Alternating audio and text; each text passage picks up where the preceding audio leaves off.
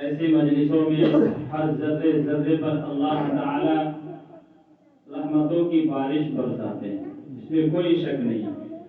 اللہ تعالی ہم سب کو ایسی مجلس میں خوب بیٹھنے کی توفیق نصیب فرمائے۔ اللہ والوں کی مجلس ایسی مجلس ہوتی ہے کہ اگر اس مجلس سے نیت درست کرتے ہوئے اٹھے گا، انشاءاللہ جو بھی باتیں ہوئی ہے اس پر ہم عمل کرنے کی نیت سے اٹھ رہے ہیں، تو انشاءاللہ تعالی یہ امید ہے اور 100% امید ہے کہ وہ کسی بھی حال میں رہے گا تو وہ مرتد نہیں ہوگا۔ اس کی دلیل کہ وہ مرتد کبھی نہیں ہو سکتا، وہ کبھی بھی ارتداد کا شکار نہیں ہو سکتا ہے۔ لیکن کوئی انسان اگر دنیاوی تعلیم کے بڑے بڑے ماہروں کے پاس جا کر بیٹھے اور اس سے علم حاصل کرے، اس سے سیکھے، اس بنیاد پر کہ ہم دین کو بھی سنوار لیں گے اور دنیا کو بھی سنوار لیں گے، اس کی گارنٹی ہے کہ دنیا تو تھوڑی بہت بن جائے گی لیکن دین نہیں بنے گی۔ دین بنے گی تو انہی بوڑیا نشین کے خدمت میں رہنے والوں سے۔ دین اگر مضبوط ہوگا تو اللہ والوں کے جوتی کے نیچے سے۔ آج ہم کوسوں دور ہوتے جا رہے ہیں۔ حضرت انس رضی اللہ تعالیٰ عنہ فرماتے ہیں کہ صحابہ کرام جب فجر کی نماز سے فارغ ہو جاتے تو الگ الگ حلقہ بنا کر بیٹھ جاتے اور آپ صلی اللہ علیہ وسلم سے قرآن کریم اور فرائض و سنن کی تعلیم کرتے۔ آج کتنا ہو رہا بھائی؟ کتنا ہو رہا ہے؟ بتانے کے باوجود بھی کوئی سیکھنے کو تیار نہیں۔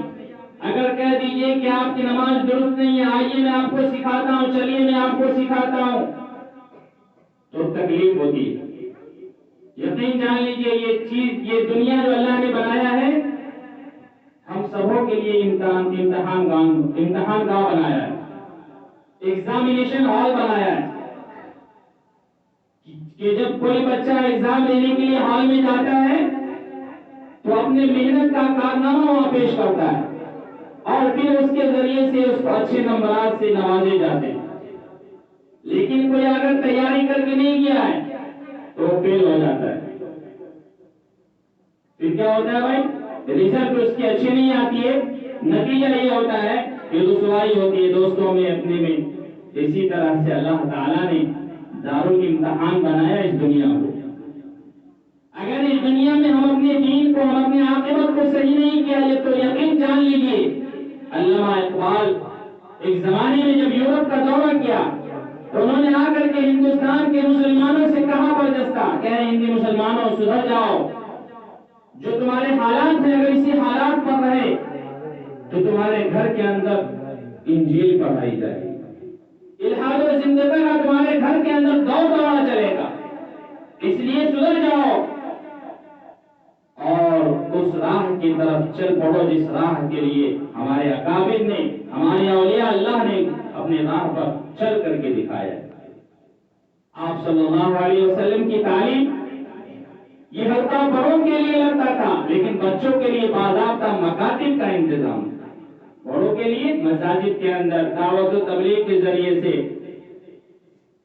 کہاں گلی گلی میں گھوم کر کے لوگ سکھاتے ہیں۔ اس لیے نہیں سکھاتے ہیں کہ ان کو فائدہ ہوگا، وہ اس لیے سکھاتے ہیں کہ ہمارا ایک ایک ایمان والا بھائی جو ہے جہنم سے بچ کر جنت میں جانے والا بن جائے، یہی فکر رہتی میرے بھائی۔ واللہ میں کہہ رہا ہوں اور کوئی فکر نہیں ہوتی ہے دین کے داعیوں کو، اللہ والوں کو اور ہمارے اکابر کو، بوڑیا نشی کو کوئی فکر دوسری نہیں رہتی ہے کہ میں جاؤں گا تو لوگ مجھے پیسے دیں گے، عزت شہرت ملے گی۔ جی نہیں، ان کا مقصد صرف اور صرف یہ ہوتا ہے کہ ہمارا مسلمان بھائی جو کلمہ لا الہ الا اللہ محمد رسول اللہ پڑھا ہے اس کے اوپر مکمل زندگی گزارنے والے بن جائے۔ مکاتب جو آج آپ کے سامنے پیش ہے، نظر کے سامنے ہے، یہ اسی کی وضاحت ہے اور وہی مکاتب کا یہ نقشہ ہے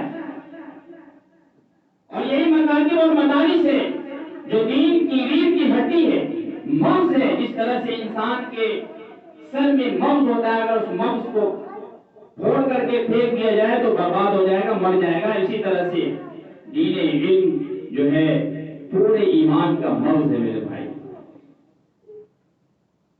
پہلے حضرت عمر رضی اللہ تعالیٰ عنہ نے کہا، انہوں نے پہلے یہ عمل حضرت عمر رضی اللہ تعالیٰ عنہ نے شروع کیا، مکاتب کا عمل، کہ بچوں کے لیے مکتب ہونا چاہیے تاکہ بچے جو ہے دین سے ناشنا نہ ہو پائے، دین سے جو ہے بھٹکے نہیں، اور بڑوں کے لیے مسجدوں کے اندر حلقہ لگوایا کرتے تھے۔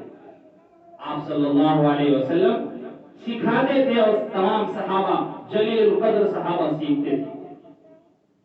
اس چیز کو آج ہم کیا کرتے ہیں؟ درکنار کر دیے، سنت کو درکنار کر دیے، صحابہ والا عمل کو درکنار کر دیے، نبیوں والا عمل کو ہم درکنار کر دیے ہیں۔ یقین جان لیجیے یہی اگر حالات رہے تو ہمارے دروازے تک ارتداد کی ہوائیں آ چکی ہے، اس میں کوئی شک نہیں ہے۔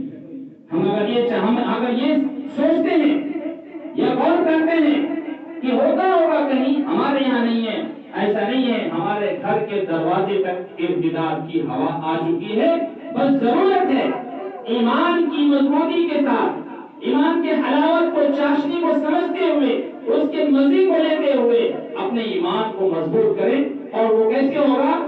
وہ ہوگا علماء کرام کی صحبت میں آنے سے، داعیان اعظام کی صحبت میں آنے سے،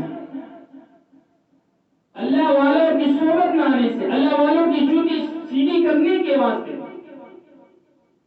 اگر یہ عمل نہیں رہا تو میرے بھائی ہم کہیں کے بھی نہیں رہیں گے۔ اللہ تعالیٰ ہم سب کو سمجھ عطا فرمائے اور بچوں کو دینی تعلیم کے لیے پشو پیش کرنے کی توفیق نصیب فرمائے۔ بچے کو دینی تعلیم حاصل کرنے کے لیے جو بھی کوشش ہو سکے پوری کوشش کرے، یہی میرا زندگی کا جو ہے سرمایہ ہے، ورنہ دوسری چیز نہیں ہے۔ دنیا کی کوئی بھی تعلیم نہیں ہے۔ اب اٹھا کر کے دیکھ لیجیے، بڑے بڑے ڈاکٹر، انجینئر لوگ اپنے ماں باپ کی کیا قدر قیمت کرتے ہیں، کیا عزت کرتے ہیں۔ پیسہ کمانے لگا، عہدہ مل گیا، اپنے ماں باپ کو چھوڑ دیا، اپنی بیوی کے ساتھ اچھے اچھے محلوں میں رہتا ہے، اچھے اچھے فلیٹ میں رہتا ہے، لیکن ماں باپ کی قدر نہیں ہے اس کے اندر، کیونکہ وہ دنیاوی تعلیم حاصل کیا ہے۔ وہ دنیاوی تعلیم میں یہ نہیں جانا ہے کہ اللہ تعالیٰ نے ماں باپ کی کیا وقار بنایا ہے، کیا اس کا مقام بنایا ہے۔ وہ تو دنیاوی تعلیم کے ذریعے سے انگریزوں کے جیسے جینے کا جو ہے سلیقہ سیکھا ہے، تو اس کے اندر کہاں سے وہ چیز آئے گا۔ اس لیے ضرورت ہے کہ ہم اپنے بچوں کو دینی تعلیم کے لیے آگے رکھیں، اور اس کے بعد یہ منع نہیں کیا شریعت نے کہ آپ اس کو دنیاوی تعلیم نہ دیں، لیکن سب سے پہلا جڑ جو ہے وہ ہے دینی تعلیم، وہ ہے قال اللہ قال رسول اللہ صلی اللہ علیہ وسلم۔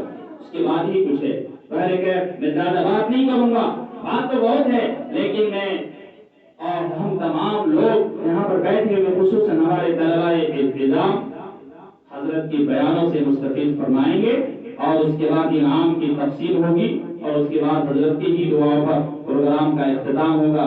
اس لیے میں حضرت کو مؤدبانہ گزارش اور یہ مؤدبانہ التماس کرتا ہوں اس شعر کے ساتھ: دل سے جو بات نکلتی ہے اثر رکھتی ہے، دل سے جو بات نکلتی ہے اثر رکھتی ہے، پر نہیں طاقت پرواز مگر رکھتی ہے، پر نہیں طاقت پرواز مگر رکھتی ہے۔ سو چاند بھی چمکیں گے تو کیا بات بنے گی، سو چاند بھی چمکیں گے تو کیا بات بنے گی، آپ آئے تو اس رات کی اوقات بنے گی۔ حضرت تشریف لائے اور ہم تمام سامعین اور ہم تمام طلبہ کے لیے بہترین الفاظوں سے جو ہے آپ دعاؤں کے ذریعے سے نصیحت فرمائیں۔ حضرت والا